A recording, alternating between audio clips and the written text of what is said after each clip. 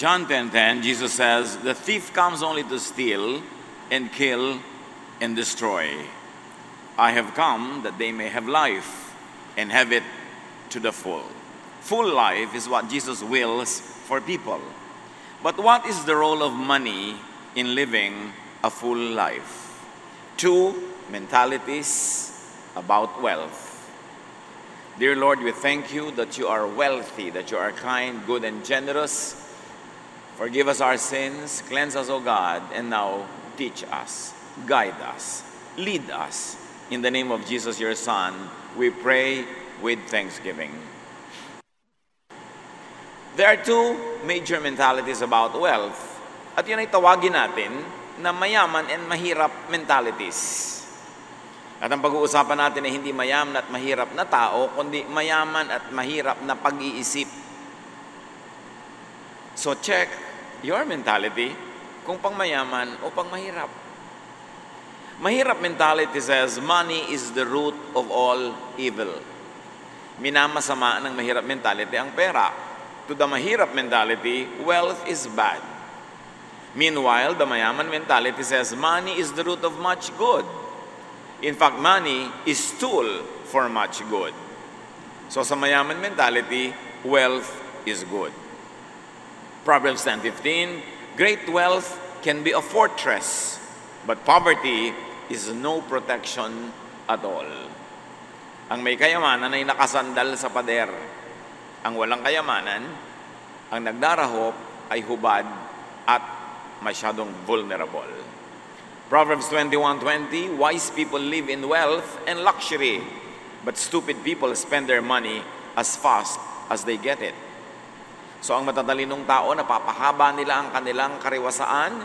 Yun daw mga taong mangmang, sasandali lang, one day millionaire, tapos mahirap na uli.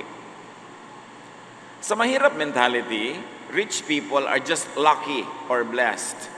In other words, sinuwerte lang yan, hindi niya accomplishment yan. Binuenas lang yan, pinagpala lang yan ng Diyos. So wala siyang dapat na i-claim na responsibility for becoming rich. At sa ganyang mahirap mentality, mahirap people are just malas. Mahirap ako kasi malas lang ako. Kasi yun ang aking kapalaran, yun ang nakatakda sa akin. In other words, hindi ko kasalanan na mahirap ako. Inassign ako dito ng Diyos. Proverbs 10:22, it is the Lord's blessing that makes you wealthy. Hard work can make you no richer. But this should not be twisted to think that you don't need hard work to become rich. Ang sinasabi lang dito, hard work without God's blessing cannot amount to anything much.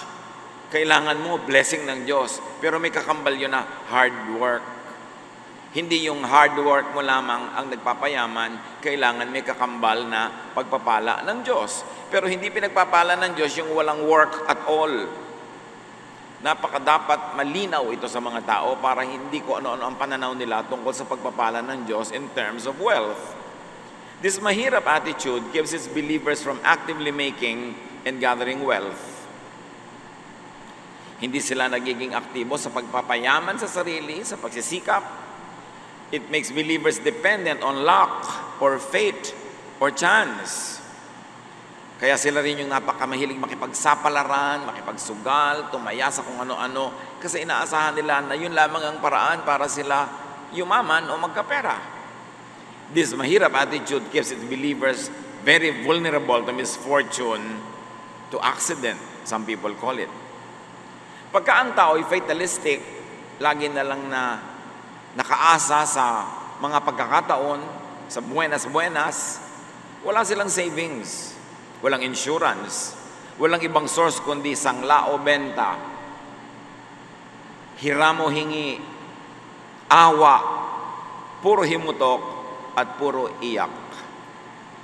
Yung mga taong minamasama nila yung pagkikita, hindi sila kumikita, hindi sila nag-iimpok, dinadalaw din naman sila ng sakit, nahuhulog din sila sa building, nasasagasaan din sila ng tren, nangangailangan din sila ng pera, nagkakasakit din sila. Pero dahil walang pera, walang inipon, walang pinagtrabahuhan, walang savings, walang insurance, kung may maisasangla, sangla, kung may maibebenta, benta, tas wala na.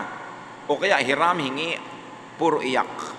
Ganun ba ang full life na gusto ng Panginoon sa atin? It's not the way to live a full life. Ang mayaman mentality, sinasabing people become rich because of hard work. And of course, because of God's blessings. Hard work, in other words, brings wealth. But you don't only work hard because maraming people who work hard don't become wealthy. You also have to work smart. Hindi sapat na pagod ka, hirap ka, hinahampas mo ang sarili mo sa trabaho. Hindi ibig sabihin makakaahon ka sa hirap. Kailangan nag-iisip ka rin, may diskarte ka. Ito man pinagpapaguran ko, hahanguin ako sa hirap o nakatali lang ako dito. Kumakain lang ako ng konti para mabuhay bukas, para magtrabaho uli. At kakain ako ng konti para mabuhay uli sa makalawa, para magtrabaho uli. Hanggang kamatayan mo na yun. Kailangan iniisip mo, ano ba itong ginagawa ko sa buhay ko? Saan ako dadalhin itong ginagawa ko, nitong hanap buhay ko, nitong trabaho ko? Mahahango ba nito ako sa hirap? Because God blesses and rewards hard work and intelligence and thinking and wisdom. Pinagsasama-sama yun. Ecclesiastes 5:19, suppose you are very rich and able to enjoy everything you own, then go ahead and enjoy working hard. This is God's gift to you. So enjoy working hard at something that gathers wealth, at something that gives you enough or more than enough income, pero hindi lang yung working hard, pero wala namang nangyayari sa buhay mo. Proverbs 10:4, laziness leads to poverty. Hard work makes you rich. Rich people become rich because of suited, applied knowledge. Not just any education or course. Ang dami-daming edukado, ang dami-daming college graduate, ang dami-daming may pinag-aralan, pero bakit maralita pa rin? Pag tinignan mo ang habit ng mga may kaya, ng mga mayayaman o mga yumaman, ang mga pinag-aaralan nila, hindi kung ano na lamang na usong kurso. Pinag-aaralan nila ang mga bagay na mayroong direct result sa kanilang gustong hanap buhay. Pinag-aaralan nila kung ano yung talagang angkop na angkop sa gusto nilang gawing negosyo o trabaho. Proverbs 19:8, do yourself a favor and learn all you can. Then, remember what you learn and you will prosper. So, kailangan, mabuti daw para sa sarili mo yan na mag-aral na mag-aral. At tandaan mo yung pinag-aralan mo. Hindi yung last week lang yung exam. Hindi mo na rin alam mo yung sagot ngayon. Gumraduate pero walang alam, walang natandaan. So, ano mangyayari sa'yo? Sabi, tandaan mo lahat ng pinag-aralan mo, magagamit mo yan, at ikaw ay magiging mariwasa dahil dyan. Specific, useful knowledge and skills. Pag kinompare nyo ang pinag-aaralan ng mga mayayaman at pinag-aaralan ng mga mahihirap, ibang-iba. O ito na lang ang pag-aralan mo kasi mura yung kursong yan. Oo nga, mura yung kursong yan, pero anong gagawin niya sa buhay ko? Ang dami ko nga na pag-aralan, pero wala rin akong trabaho, wala rin magbagay sa akin. Dapat pinag-aaral mo, ano talaga? Gusto mo ba talaga halimbawa na maging burda queen? Hindi ang pag-aralan mo, pagbuburda. Hindi mo kailangan mag-accounting o mag-chemistry o mag-commerce. Ang gusto mo talaga, magtayo ka ng shop, na mag-aral ka mag-welding, mag-aral ka masilya ng mga kotse. Hindi kukuha ka ng kung anong course, psychology. Pagkatapos, hindi mo naman magagamit. Kailangan, hindi ka lang aral ng aral. Yung talagang pakikinabangan mong pag-aaralan. Kasi kahit takpan mo yung ng mga diploma, yung buong dingding nyo, kung hindi naman yun ang bagay sa iyo na pinag-aralan at hindi mo kakaperahan, mahirap ka pa rin. Proverbs 11:16, the timid become destitute, but the aggressive gain riches. So walang mapapala yung mga timid, mga sobrang mahiyain, mga sobrang kimi, sobrang dungo, humanda kang maging maralita buong buhay. Sabi niya, the aggressive gain riches. And this is positive aggressiveness. Yung, you don't only wait for something to happen. You help make it happen. Sabi ng iba, strike the iron while it's hot. But aggressive people make the iron hot by striking. Gumagawa ka ng paraan, hindi ka naghihintay na malaglag sa iyong harapan ng pagpapala. Hinahanap mo, binubungkal mo. Dahil God rewards good, intelligent, hard work. Even in the issue of luck, mayaman mentality still applies systematic wisdom. Kahit yung mayaman ang naniniwala na yes, may mga pagkakataon na parang luck, parang chance, meron pa rin silang system. Ecclesiastes 11:2, put your investments in several places, many places even, because you never know what kind of bad luck you are going to have in this world. So huwag mo daw ilalagay sa isa lamang ang lahat ng investment mo kasi hindi mo alam kung yun ba ang pagpapalain, yun ba ang bubuenasin, yun ba yung mamalasin, hindi mo alam. Kaya ang mga mayaman na nga, sila pa yung may insurance, sila pa yung may mga savings, sila yung may placements. Pero hindi lahat ng mayaman na ipinanganak na mayaman. Maraming mayaman, hindi pinanganak na mayaman. So bakit sila yumaman? Hindi dahil mayaman sila, kundi dahil meron silang mayaman mentality. Yung takbo ng utak nila, papayaman, patungo sa pagyaman, at siguradong yayaman kasi ganun sila mag-isip. Kaya pag-iisip ang mahalaga nating i-review. Paano ka mag-isip? Ang pag-iisip mo ba ay pang mahirap? Pupunta ka sa kahirapan? Kahit mayaman ka na nga nung ipinanganak? O pang mayaman dahil papunta ka sa kayamanan kahit na ipinanganak ka mahirap? E paano kung ipinanganak ka ng mayaman tapos pang mayaman pa yung iniisip mo?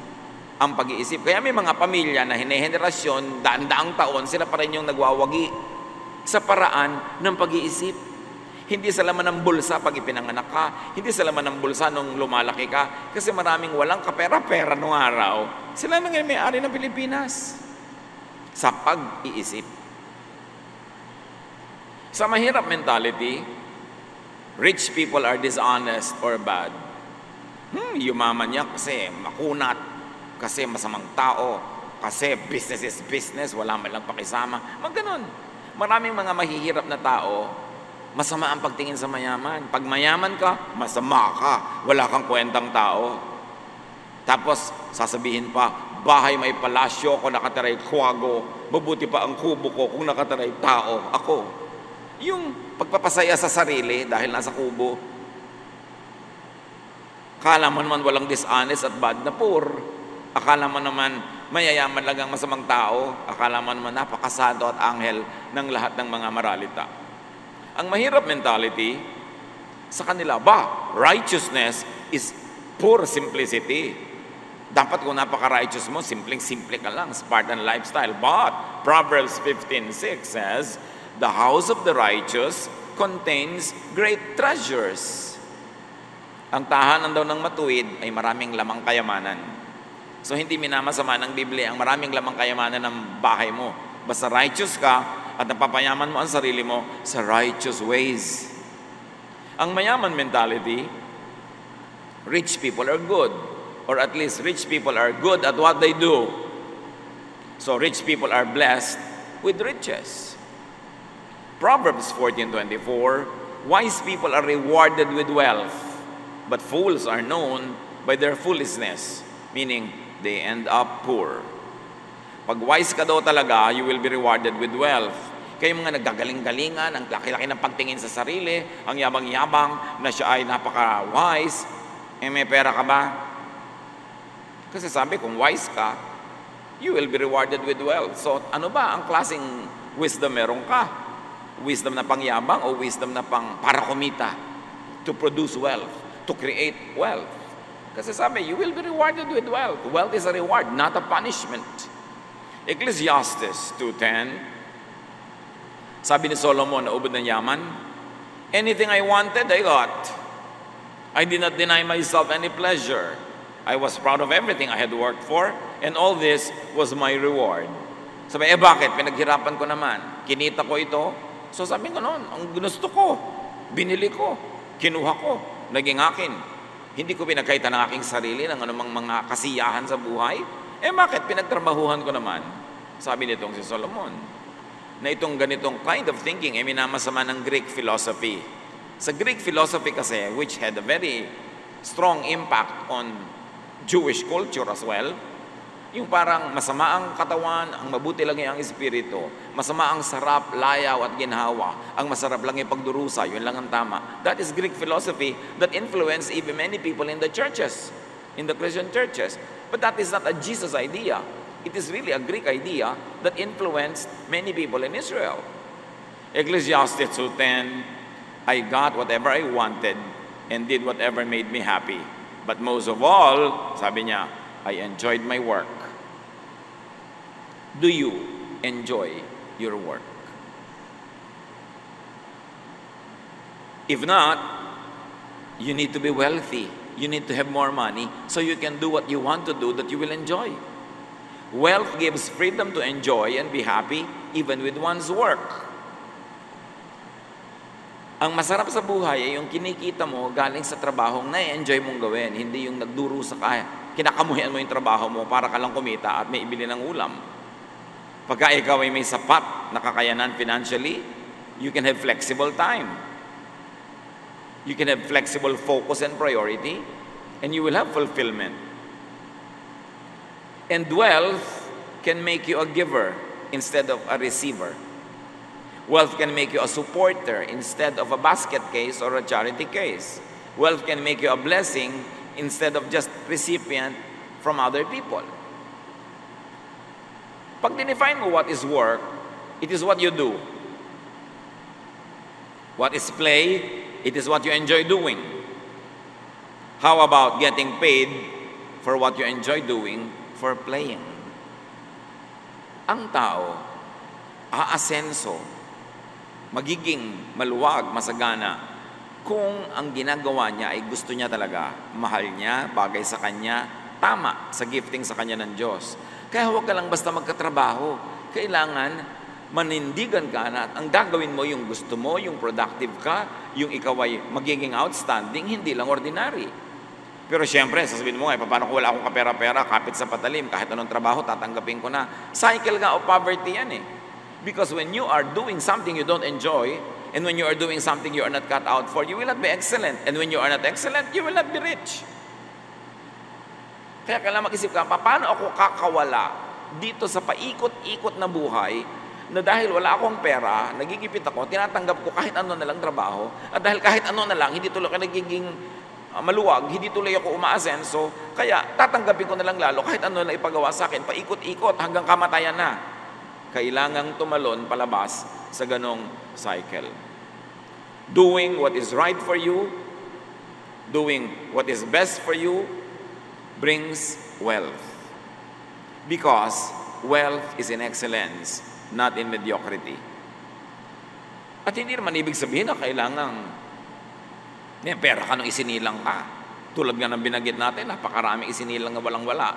Pero dahil sa patuloy, tuloy-tuloy, consistent na hard work, wisdom at blessing ng Diyos, pag pinagsama-sama mo, nakakawala sila sa cycle of poverty. At syempre, ang number one kalaban ng poverty, katamaran or mediocrity or pagiging kontento sa okay na yan, pwede na yan, kontento na sa ganun na lang. Proverbs 24:33-34, sleep a little, doze a little, fold your hands and twiddle your thumbs. Suddenly, poverty hits you and everything is gone. Pagpa-relax-relax, pabanjing-banjing, masarap-sarap, biglang magigising ka isang araw, hubad ka na, sobra ka ng mahirap. Laziness leads to poverty. Sinosolve ng mga tao lagi, bakit maraming mahirap sa Pilipinas? Kasi maraming pamilya sa Pilipinas, ang daming member na tamad. Umaasa lang sa isa o dalawang masipag. Ang daming nakahingi, nakaasa, nakasahod. Kaya maraming poverty. Isa lang yun. Marami pa siyempre ibang dahilan. But poverty could actually be the result of laziness. Meron naman hindi lazy pero poor pa rin. Kailangan iba, hanapin anong dahilan. Masipag na nga ako, but poor pa rin ako. So, am I full of wisdom? Am I doing the right thing? Yung bagay sa akin? Ano pa ang kulang? Masipag naman ako. Poverty could actually be the result of accepting it as a fate, as inevitable. Pag tinanggap mong ganyan lang talaga ang buhay, ito na ang aking kapalaran, wala akong magagawa, yan ang mga kanta ng mga hindi aasenso. Hindi mo dapat sinasabing ganyan lang talaga ang buhay, dapat sabihin mong, dapat hindi ganyan ang buhay. Kasi sabi ni Jesus, I came that you might have life and have it to the full. Ba't hindi ako full? Dapat hindi ka nito. Dapat mong sasabihin, wala tayong magagawa. Dapat sabihin mo, ano bang magagawa natin at gawin natin? Ganyan lang talaga yan. Dapat sabihin mo, hindi dapat ganyan yan. Poverty could actually be the result of no plan to overcome it. Puro wish, but no definite plan. Lahat naman na naghihirap, inaasam nila na sila ay giginhawa. Pero may plano ba kung paano giginhawa? O pangarap lamang? Wish lang. Iba ang wish, ibang plan. Pag may plan, may definite steps kang gagawin to get out of it. Because when you fail to plan, you plan to fail. Even in a financial way. Dapat lahat ng tao, basta't kaya ng katawan, hindi siya sobrang matanda o sobrang bata o siya naman ay malusog, sikapin na hindi lamang kumita ng sapat, kundi kumita ng sobra. Para imbes tayo pa ang binibigyan, tayo naman ang nagbibigay. Dapat tayong umiwas sa maging maralita because poverty could make you a burden to others. Pag hindi mo kinikita ang kakainin mo, aasa ka sa iba na pakainin ka. Pag hindi mo kinikita ang pampagamot mo, pampaaral mo, pampasarap mo sa buhay, pambakasyon mo, pambili mo ng load, pambili mo ng cellphone, iaasa mo yun sa iba. Kaya dapat iniisip mo, ano ang pwede kong gawin? Siyempre meron akong pwedeng gawin. Hindi ko dapat tanggapin na ganito na lang ako. At dapat tayong maawa at mahiya sa mga sinasandalan. Kung hindi naman tayo sobrang matanda, sobrang bata o may sakit, dapat hindi tayo nakasandal sa kapwa. Meron tayo dapat ginagawa. Proverbs 22:13, lazy people stay at home.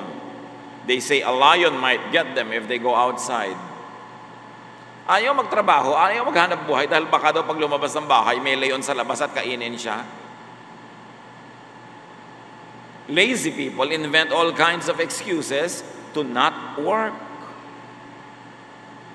Mag-a-apply sa trabaho, pagkatapos pag natanggap na, laging late, laging absent.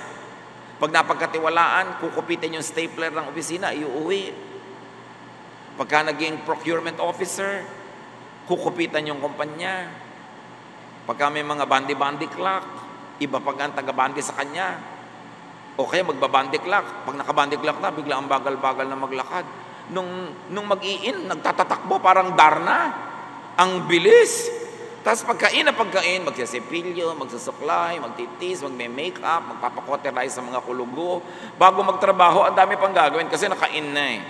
Sa palagay mo, walang Diyos na nakakakita na dinadaya mo yung employer mo? So ano mangyayari? You pretend that you are working. Anong gagawin ng employer mo? She will pretend to be paying you. Alam nyo ba? Akala ng mga empleyado, naloloko nila yung mga amo nila. Kaya naging amo yan, matatalino yan. Kaya nagkaroon ng mga kumpanya yan, matatalino. Akala nyo, naiisahan nyo? Alam nila yung mga nandadaya. Ang paghiganti na lang nila, hindi nila dinadagdagan ng sweldo. Balak ng amo, wow, malaki ang business natin ngayon, malaki ang kita, kayang-kaya ko magbigay ng 14th month, 15th month, 16th month pay. Pero dahil dinadaya ko ng empleyado ko, yun nilang requirement ng gobyerno, 13th month. Tuwang-tuwa naman si empleyado, nag-13th month. Ay, kahit naloloko ko siya, nag-13th month ako. Hindi mo alam, kaya kanyang bigyan hanggang 16th, 17th month. Kung honest ka at kung masipag ka at productive ka. Akala naman ng mga iba, nauuto nila yung mga employers. Kaya naging employer yan kasi mas matalino sila kesa sa atin. So, hindi natin sila mauuto. Meron silang ibang paraan ng paghihiganti. And it is financial. Hindi ka binibigyan ng dagdag. Huwag laging sinasabi, lazy people invent all kinds of excuses to not work. Lazy people always say, mahirap gawin yan. May karpintero ka, papagawin mo, sabi ng karpintero, sir, mahirap pong gawin yan. Gusto mo madalian? Humiga ka, mamasahihin kita para madalian ka. Gusto mo madalian? Ba't ayaw mong mahirapan? Pag ayaw ko ang mahirapan, hindi ka asenso. Ganyan lang talaga ang buhay. Wala akong magagawa. Wala kang magagawa, hingi ka ng hingi, hindi ba gawain yan? Hindi ba gawain mangutang?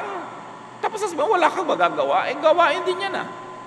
Proverbs 23, 4-5, be wise enough to not wear yourself out trying to get rich. Your money can be gone in a flash, as if it had grown wings and flown away like an eagle. Akala ng iba, sinasabi nitong huwag kang magpagod para yumaman. Pero ang sinasabi talaga dito, huwag kang magpagod unnecessarily. Huwag mong pudpurin ang sarili mo sa pagpapayaman. So hindi tayo pinipigil magpayaman, pero huwag mong pudpurin ang sarili mo.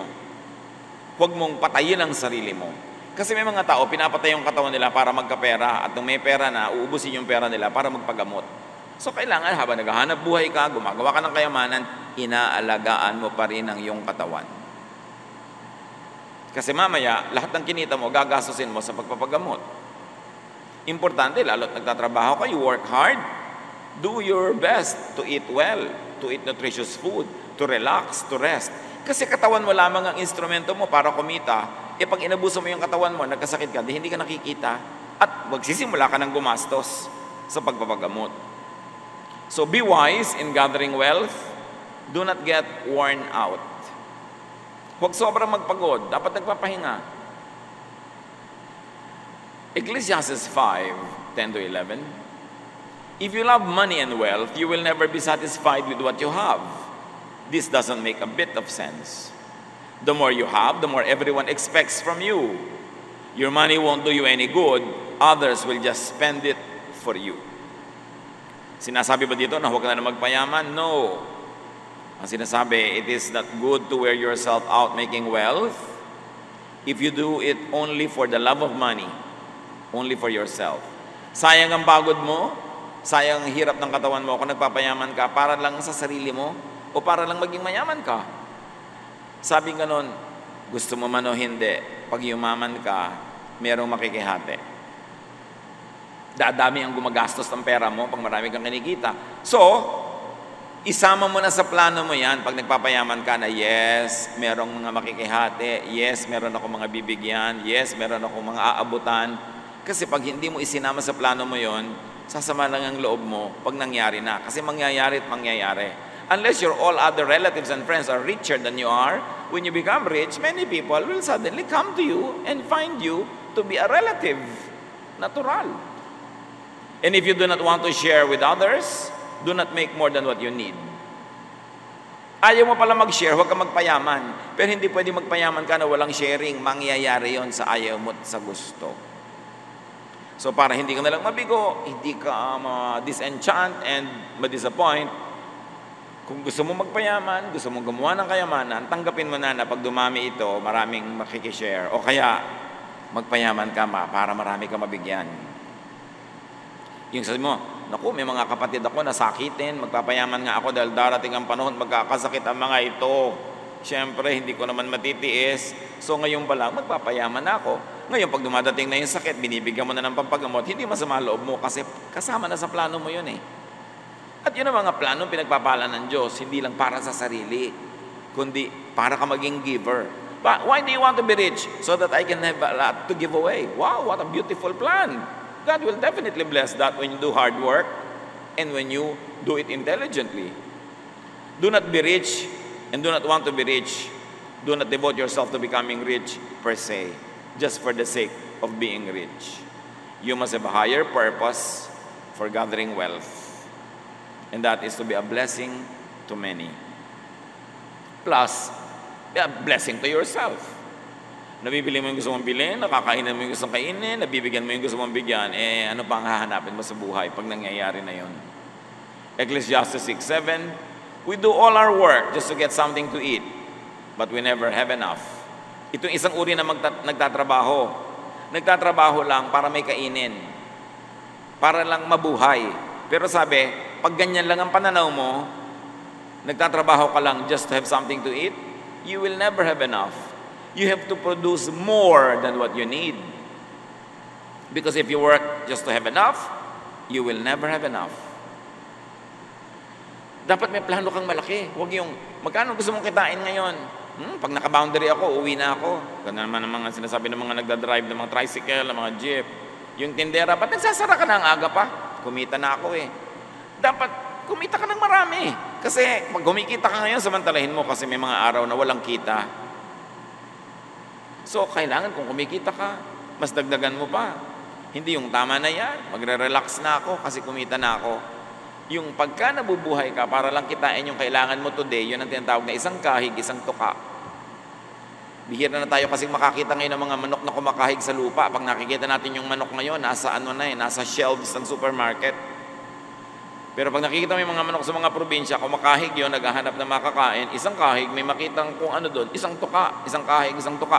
At hindi dapat ganoon ng tao. Kakain ngayon maghahanap ng uutangin, ngayon naghahanap ng bibilin, naghahanap ng pambili. May sakit ngayon mangungutang ng pambili ng gamot. Kailangan may nakaipon. Siyempre, madali naman sabihin yun, pero hindi naman lahat ng tao kayang gawin yun. Pero ang tanong, kasi hindi mo kayang gawin, tatanggapin mong gano'n na lang, o di ganyan ka na lang, o sige, gano'n na lang. Kailangan ibahin. Huwag kang mga tuwira na, madaling sabihin niya, pero mahirap namang gawin. Lalo namang mahirap na wala kang gawin. Kaya nga, ang pinag-uusapan natin mga kapatid, mentality. Nasa paraan ng pag-iisip yan. Bakit may mga magpipinsan, magkakapatid, lahat lumaki sa hirap? Bakit may isa o dalawang umaasenso, yung iba hindi? Tingnan nyo ang dahilan. Ibang mag-isip yung umasenso. Bakit sa isang bayan may umaasenso doon? Ibang mag-isip. Nasa pag-iisip. Kaya dapat nating lupigin yung pag-iisip na negative, yung pag-iisip na talunan, yung poverty mentality. We have to make more. We have to make surplus wealth para makatulong pa sa iba. Sinong tao, lalo dito sa Pilipinas, ang walang kapatid, kamag-anak, magulang, pinsan, kaibigan, na mahirap? Meron tayo niyan. That's why you have to make surplus wealth. Whether you like it or not, kakatok yan sa pinto mo pagka walang pangsali na dugo, pagka walang pambili ng gamot, pagka ang anak ay naaresto, nakulong, o nasagasaan, o nalagay sa ospital, pupuntahan ka. Ephesians 4:28, if you are a thief, quit stealing. Be honest and work hard, so you will have something to give to people in need. Yun ay tinuturo sa atin, kumita ka ng higit sa kailangan mo. Dapat may sobra para may pambigay ka sa mga ngailangan. Para may pambigay ka sa sarili mo. Napaka-importante. At pag may pera ka na, lalo't marami-rami naman, abay gumastos ka, kapatid. The beauty and power of money is felt only when it is being spent. Merong kamag-anak ka may sakit. Merong kang kamag-anak o pamangkin mag-enroll. Merong nangangailangan. Wala silang pera. Ikaw naman dito sa lalagyan mo, may mga pera ka nakasalansan. Pag ibinigay mo yung 1,000 doon o 2,000, ang daming magagawa sa buhay niya. Pero pag inipit-ipit mo lang doon sa pagitan ng mga duster mo, wala namang ginagawa yun, nandun lang. Kung ang dami-dami nasa bank, nandun lang, ano talaga ginagawa nun? Wala. Kasi ang kapangyarihan ng pera ay kumikilos lang pag siya ginagastos. Hindi pag itinatago. Yung itinatago mo, para lang so that you feel secure. May konti kang savings. Pero kung puro nakatago, ipit ka lang ng ipit, at maraming ganong tao, ang dilim-dilim sa bahay, ayaw magbukas ng ilaw dahil ayaw magbayad ng kuryente. May pambayad naman. Kung ano na lang mga inuulam, hangin, hinihigop na lang yung hangin, yun ang ulam. Inaamoy ang ulam ng kapitbahay, sabay subo ng kanin. May pera naman. Why? The beauty of money is in spending it correctly, in a good time, and when you earn it well. Huwag sobrang kuripot. Huwag sobrang ipit ng pera kasi pag namatay ka, makukuha lang yan ng iba. Napaka-importante na marunong ka magtrabaho, marunong ka mag-save, at marunong ka rin gumastos. Sabay-sabay yun para magkaroon ka ng full life. Ano ba ang major teaching ni Jesus tungkol dyan? Matthew 25:20-30. Alam natin yon. Nagkwento si Jesus tungkol sa taong nire-represent ang Diyos. Nagbigay siya ng mga puhunan sa iba't ibang mga tao, iba't ibang halaga. At pagkatapos binalikan niya, kinuwenta niya kung magkano kinita nung ibinigay niya mga puhunan. The servant who had been given 5,000 coins brought them in with 5,000 that he earned. He said, "Sir, you gave me 5,000 coins and I have earned 5,000 more." "Wonderful," his master replied, who represents God in the story. "You are a good and faithful servant. I left you in charge of only a little, but now I will put you in charge of much more. Come and share in my happiness." So yung Diyos dito sa kwento, tuwang-tuwa na ibinigay niyang 5,000 coins, naging 10,000 coins. Pinakita, dinoble nung pinagkatiwalaan niya. Sabi niya, wow, ang ganda, halika, mag-enjoy tayo. Next, the servant who had been given 2,000 coins came in and said, Sir, you gave me 2,000 coins and I've earned 2,000 more. Wonderful, his master replied. You are a good and faithful servant. I left you in charge of only a little, but now I will put you in charge of much more. Come and share in my happiness. So, nakita natin, hindi lahat ng tao pare-pareho ang ibinibigay ng Diyos sa puhunan. May binigyan ng 5, nagawa niyan 10. Sabi niya, naku, halika, mag-enjoy tayo, I like what you did. May binigyan naman, 2,000 lang. Yung 2,000, naging 4,000. Sabi niya, wow, hindi kalakihan ang binigay ko sa iyo, pero dinoble mo rin. Next time, mas malaki na ibibigay ko sa iyo. Kasi napapadoble mo. Sabi ganun, halika, sumama ka sa aking kasiyahan. The servant who had been given 1,000 coins came in and said, Sir, I know that you are hard to get along with. You harvest what you don't plant and gather crops where you haven't scattered seed. I was frightened and went out and hid your money in the ground. Here is every single coin. So yung isa binigyan ng 5,000, naging 10. Yung isa binigyan ng 2,000, naging 4. Yung isa binigyan ng 1,000 lang. Sabi niya, ito na po, 1,000 nyo. Eksaktong-eksakto, sosoli ko na lang. Hindi ko in-invest, wala akong ginawa. Kasi natatakot ako magkamali. At saka wala naman kayong kwentang tao eh. Bakit ko paparamihin ang binibigay nyo sa akin? So this is the usual attitude of mahirap mentality. Rich people are bad. They become rich for being bad. So why join them in their projects? Ang poverty mentality, money is not meant to be multiplied. It is only to be kept. Ibinaon ang pera, nakabaon, nakaipit lang. At ganun ang talent ng maraming tao na ibigay ng Diyos. Nakabaon lang, hindi nagagamit. Ganun yung kanilang mga karunungan, mga katangian, hindi nagagamit, nakabaon lang. So ikinatuwa ba yun? Uy, sigurista ka, ang galing-galing mo naman. Natuwa ba? The master of the servant told him, You are lazy and good for nothing. You know that I harvest what I don't plant and gather crops where I haven't scattered seed? You could have at least put my money in the bank so that I could have earned interest on it. Nakita niyo yung kwento ni Jesus? Ayaw mo palang i-invest. Ang tamad-tamad mo pala. Negative pala ang attitude mo tungkol sa pera at sa investment. Sana nilagay mo man lang sa bangko, nagka-interest. Dapat yung ibinigay ko sa yung 1,000 last year, gayon, 1,020 man lang. Alam mo lang sa bangko, 0.05%, 1% lang yan, no? Pero at least may nadagdag. Pero ganito mo isosoli sa akin, wala man lang pakinabang. Para yung mga nangutang 10 years ago, umutang ng 10,000, binayaran ka ngayon, 10,000 din. 10 years ago, yung nabibili ng 10,000, 5 talong. Ngayon, kalahating talong na lang yun. So, nawala na ng value yung pera ko, ipinagkatiwala ko sa iyo, ipinahiram ko sa iyo, pinampaluwag ko ng buhay mo. So, soli mo sa akin, ganun lang yung face value. Yung economic value niyan, bumaba na. Mga kapatid, pag nangungutang kayo, pag nagbayad kayo, dagdagan nyo naman. Kahit malang isang pinya, idagdag nyo. Isang talong, isang singkamas. Hindi yung ganun-ganun nyo rin isosole, wala malang pakinabang yung nagpahiram sa inyo. Nangangalumatan na nga, kawawari gabi-gabi kung magbabayad kayo or not. Tapos ganun lang, wala siyang napala. Paano kayo pagpapalain ng langit kung ganun kayo uri mangutang? Hindi kayo blessing sa nagpautang sa inyo. Yun yung nagbabayad pa ha, meron pa nga hindi nagbabayad. Masama pa, loob pag nasingil, galit pa. So what was the master looking for?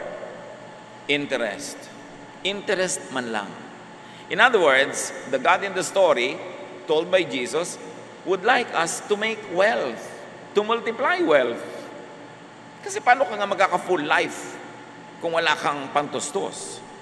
Then the master said, doon sa tamad, doon sa hindi nag-invest, now your money will be taken away and given to the servant with 10,000 coins. Yung 1,000 binigay ko sa'yo, hindi mo pinarami. Siya binigyan ko ng 5, naging 10. Akin na yung 1,000 yan, ibibigay ko sa kanya, 11 na ang kanya. Kaya yung rich become richer, yung poor become poorer. Not all the time na ang dahilan ay katamaran. Kumisa naman yung poor became poorer dahil talagang Parang nakaramdam ng dagok ng buhay, nagkasakit, nasunugan. Pero ang pinag-uusapan natin dito, those that become poorer dahil tamad, dahil pabaya, dahil hindi nagpapahalaga sa ibinibigay sa kanila ng Diyos. Everyone who has something will be given more, sabi ni Jesus. And they will have more than enough. But everything will be taken from those who don't have anything. You are a worthless servant. You will be thrown out into the dark where people will cry and grit their teeth in pain. Yun ang napala ni tamad.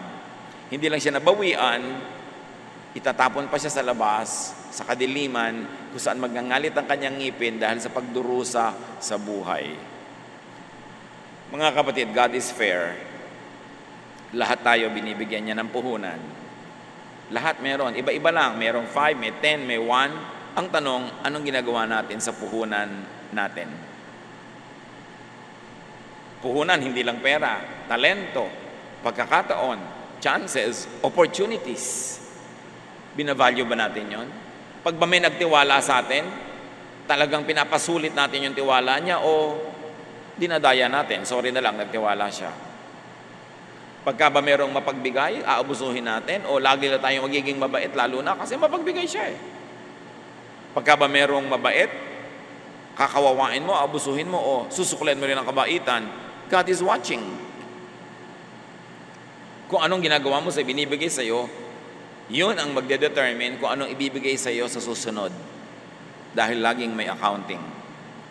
The lazy person, the person with a bad and negative attitude toward money, will be deprived. Susuriin natin ating sarili. Ako ba ay naghihirap dahil lang talagang nagkataon? Dahil lang talagang hindi pa dumarating yung aking magandang pangyayari? O bunga ba ito ng aking katamaran? Bunga ba ito ng aking pagpapabaya? Kaya ako nababawian. Dapat nating suriin ang ating sarili. Based on their personal attitude and performance, in the story, the rich got richer, the poor got poorer. Huwag laging sisihin ang mahirap yung mayaman. May ginagawa yun na tama, may formula siya na tama, may paghihirap yun na ginagawa, kaya siya yung mayaman. Hindi mo dapat laging sisihin ang iba kung bakit ka mahirap. Ang una mong hanapin, ano ang pananagutan ko, bakit hindi ako maluwag sa buhay? Bakit hindi ako kasing yaman ang gusto ko kesa sa sisihin natin ang sisihin ng iba? Produce surplus money. Make more than what you basically need because productivity is rewarded. Ang mabunga, lalong pinapabunga. Nakita niyo isa pang kwento ni Jesus? Merong isang may-ari ng halamanan, pumunta siya sa kanyang garden. Nakita niya yung isang puno, ang tagal-tagal lang nandun, walang kabunga-bunga. Sabi niya sa gardener, putulin mo na yung halaman na yan, walang bunga. Sayang ang mga sustansya ng lupa na sinisip-sip niya. Sayang ang tubig na iniinom niya. Sayang ang liwanag ng araw na sinasagap niya, samantalang dapat iba na lang ang sumagap. Wala siyang bunga. Sabi naman ng gardener, bigyan pa po natin ng isang pagkakataon. Huhukayin ko yung mga lupa sa paligid para mahanginan na kanyang ugat. Lalagyan ko po ng pataba. At pag bumalik po kayo at wala pa rin bunga, puputulin na natin. Sino sa atin ang kandidato ng maputol? Kasi walang kabunga-bunga. Walang bunga spiritually speaking. Wala man lang madalang tao sa Panginoon. Wala man lamang na maakay sa Panginoon. Wala tayong man lamang na bunga para makatulong sa ating pamilya. Wala tayong bunga para buhayin ang mga sarili natin. Ang kasunod nun, hindi blessing Ang kasunod nun, putol. Hindi konsentidor ang Diyos sa tamad. Sabi ni Paul, if anyone does not work, he should not eat. Yun ang malinaw na malinaw sa Biblia. Hard work, godliness are rewarded. Kailangan masikap. Proverbs 10:15, wealth protects the rich. Poverty destroys the poor. Mahirap mentality thinks rich people are just proud and snobbish. Poverty mentality yan, yung may kamag-anak ka, kaibigan na umasenso, tapos hindi na siya ma-rich. Pag pinag-uusapan nyo, yung pinsan natin na yun, hindi na yun ma-rich. Pag-iisip yun ng mahirap. Mahirap na mentality yun. Hindi nila naiintindihan, rich people are just busy. becoming and staying rich. Rich people just want to avoid being bothered by unproductive people. Kaya yung mga unproductive, yung may poverty mentality, yun ang nagre-reklamong, hindi na yan ma-rich. Bakit naman gusto mong ma-rich? Uutang ka, hihingi ka, may kailangan ka sa kanya, kaya gusto mong ma-rich. So matalino siya, bakit naman siya magpapa-rich sa'yo? Di ba common sense? Pag sinabi mong hindi mo na ma-rich, bakit mo pinipilit maabot? May kailangan ka, gusto mong pumitas. At kung matalino ang punong ito, tataasan niya talaga yung mga sanga niya para hindi mo mapitas, kaya hindi mo siya ma-rich. Ganun lang yun. Proverbs 19:4, the rich have many friends, the poor have none. It is the Bible that says it. Bakit ka nga kakaibiganin ng mga tao? Tuwing lalapit ka, umuutang ka. Tuwing lalapit ka, humihingi ka. Tuwing lalapit ka, dumadaing, umiiyak ka. Siyempre, ang mga tao may hangganan ng pagpapasensya. Minsan may problema din sila, malungkot din sila, tapos papalungkutin mo. Pag nakita ka uli, iwasan ka na. Tapos sabi mo, hindi ma-rich. Pagka ang mga tao hindi nagpapa-rich sa'yo, ang tanungin mo yung sarili mo, bakit kaya ako iniiwasan? Nakakasakal ba ako? Nakakaabala ba ako? Kasi kung blessing ka, siguradong lagi kang kasali Bakit ka hindi sinasali? Baka umiiwas yung tao.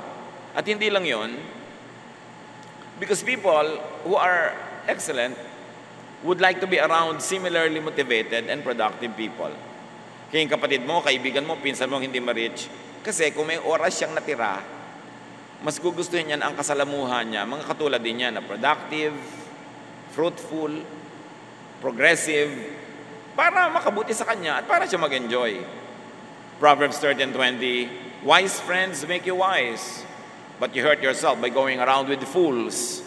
So why will people go around with us if we are fools? And if we are not fools, people would like to be around us. So, tayo ang dapat nating tanungin, bakit ako iniiwasan? Hindi yung siya ang pipintasan mo, mayabang na yan. Kaya umiiwas. Ang tanungin mo, bakit ako iniiwasan? Importanteng malaman yun. Mahirap attitude focuses on saving. Magtipid kayo ng kuryente, magtipid ka ng gas, huwag mo nang initan yung pampaligo mo, kahit mag-inaw, gasto sa gas yan. O, ang tubig, patayin mo. O, sobra ka na magsipilyo, ha? Isang baso lamang ang budget sa bawat tubig. Huwag mo nang planchahin ang damit mo, gasto sa kuryente. Huwag ka na mag-electric fan, gasto sa kuryente. Mahirap people focuses on saving. Mayaman people focus on earning. Bakit ba puro magtipid ang laman ng utak natin? Bakit hindi kumita? Imbes sabihin mo sa anak mo, anak, magtipid ka ng kuryente. Ba't hindi mo sabihin, anak, kumita ka?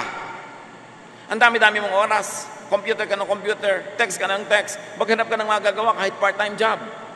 Para, sige, magkuryente ka, 3 electric fan. Lunurin mo yung baga mo sa electric fan, pero kitain mo yung pambayad. Huwag tayo lagi magsabing, magtipid, magtipid. Ang sabihin natin, kumita, kumita. Because when you earn more, you can spend more, you can give more. So, ba't uubusin mong oras mo sa pagtitipid? Pero siyempre, kung wala kang kinikita, dapat ka magtipid kasi hindi mo alam kung kailan uli may lalaglag na blessing. Pero imbes, puro pagtitipid ang isipin natin, paano kikita ng masigit pa? Proverbs 11:16, the timid become destitute, but the aggressive gain riches. Mag-isip ng pampayaman, hindi mag-isip ng pampadjeta. Proverbs 11:24, some people spend their money freely and still grow richer. Others are cautious and yet grow poorer. Isang hiwaga daw ng buhay yan na dapat natin tanggapin. Bakit meron gasta ng gasta, lalo nagkakapera, meron naman tipid ng tipid, lalo naghihirap? Well, sinong nakakaalam na ganyan mga bagay? Ang protection mo lang sa ganyan is to just earn more. There is a mysterious path of blessing. There is the time and chance factor in money matter. Talagang may mga bagay na mahiwaga na hindi abot ng isipin ng tao. Sabi ni Solomon sa Ecclesiastes 9:11, here is something else I have learned. The fastest runners and the greatest heroes don't always win races and battles. Wisdom, intelligence, and skill don't always make you healthy, rich, or popular. we each have our share of bad luck. Sabi niya, hindi naman ko mo magaling ka, mananalo ka na eh. Hindi ko mo talino ka, yayaman ka na. Ang ganon. Meron din talagang minamalas-malas. So, hindi ko mo mahirap ka ngayon, ibig sabihin pabaya ka o tamad ka o ikaw may kasalanan. Baka inaalat ka lang. So, ibahin ang timpla ng buhay para matanggal yung alat. Para maiba ang takbo ng buhay. Pero meron naman, hindi ka inaalat, tamad ka kasi. Ganun lang yun. Wala ka, batugan ka kasi, no? Wala kang ginagawa, asa ka lang ng asa. Kaya ka mahirap, gumagastos ka ng higit sa kinikita mo. Hindi alat ang tawag doon. It means you are spending more than what you're earning. So dapat marunong tayong sumuri sa ating sarili. Mahirap mentality uses the body to make money. Hinahampas ang katawan sa trabaho. Mayaman mentality uses money to make the body more healthy. Ano ibig sabihin natin dyan? Iisa ang katawan mo. Pag yan lang ang hinahampas mo sa trabaho, kahit kumita ka, mamaya bibigay din ang katawan na yan, magkakasakit yan. At ito, ang kaisa-isang instrumento ng mga maralita, yung katawan nila.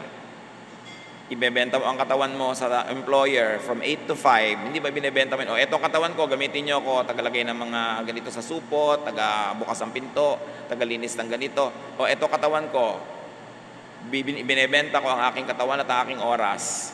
At pagkatapos mong bili ng aking oras at katawan, lupay-pay na ang katawan ko, wala na akong pakinabang sa aking sarili.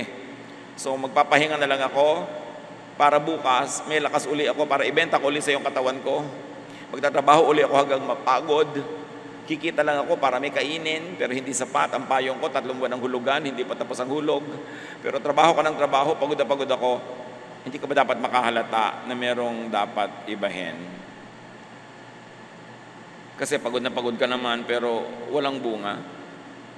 Proverbs 14:30, a tranquil mind gives life to the flesh, but passion makes the bones rot. Especially the passion to survive. Selling one's body, one's time, one's youth, one's energy to employers does not usually earn enough to enjoy wealth to the fullest. Yung meron ka laging empleyado mentality, meron siguro talagang cut out for that, pero meron mga iba, hindi. Kung hindi kayo cut out for that, gumawa kayo ng paraan para magkaroon kayo ng sariling hanap buhay, sariling negosyo, or sideline. No? Kasi nagagastado ang katawan. Minsan makakakita ka ng mga workers, ang lalakas ng katawan, mga construction workers, na uulan na, naaarawan, ang lalakas ng katawan. Pero pag tungtong ng 30, 35, ang tanda na. Marami ng sakit. Kasi yung katawan hindi naalagaan. Alam nyo lalo mga construction worker, ang liit-liit ng kita nila. Pagkatapos, nakatira sila sa mga nilalamok-lamok na lugar habang may construction. Ang kakainin nila, kung ano-ano lang. Walang quality of life, walang quality of sleep. Magtatrabaho araw-araw, off lang sila pag linggo. Gaano katagal lang itatagal ng katawan nun? So hindi naman kumita ng malaki, tapos ngayon, parang matanda na, may sakit na habang buhay na ngayong alagain, pakainin, hanggang kamatayan na niya yun. Yun ba ang full life? Maraming merong pananagutan dyan, hindi lang yung may katawan, yung economy. Pag sobra namang ang liit-liit magpasweldo halimbawa ng mga employer, kahit kumikita sila, ang laki ng profit, wala man lang profit sharing sa mga empleyado, talaga ang empleyado nabubuhay lang para magbenta ng kanyang katawan at oras sa employer. Hanggang hindi na siya papakinabangan, tatanggalin na siya, may sakit na siya. Kung wala siyang insurance, tuwing nagkakasakit siya, umiiyak ng asawa sa kapitbahay, nangungutang, nangihingi, na iniiwasan na sila ng mga tao dahil tuwing lalapit sila, may kailangan. Anong klaseng buhay? Kailangan wag mong tanggapin na gano'n ang buhay. Meron kang gawin, lalo't kaya mo pa. Lalo't bata ka pa. Maiksi lang ang kabataan, maiksi ang lakas, napakaiksi ng kalusugan, mahaba ang pagkakasakit. Paghirap ka sa buhay, madaling tumanda, madaling magkasakit. At dahil tumanda ka at nagkasakit, more kahirapan follows you. It is going in cycles, in circles. Dapat kumawala sa cycles of poverty. Sasabihin ng iba, ano magagawa ko? Mahirap ako. Wala kang gustong isipin. O di sige, tanggapin mo. Papaikot-ikot ang buhay mo. Ganyan din ang mangyayari sa anak mo. Hindi mo mabibigyan ng ticket to financial freedom dahil hindi mo mabigyan ng edukasyon, hindi mo mabigyan ng background. Di mamanahin din niya yung trabaho mo, mamanahin din niya yung buhay mo, paulit-ulit. Kaya dapat suriin.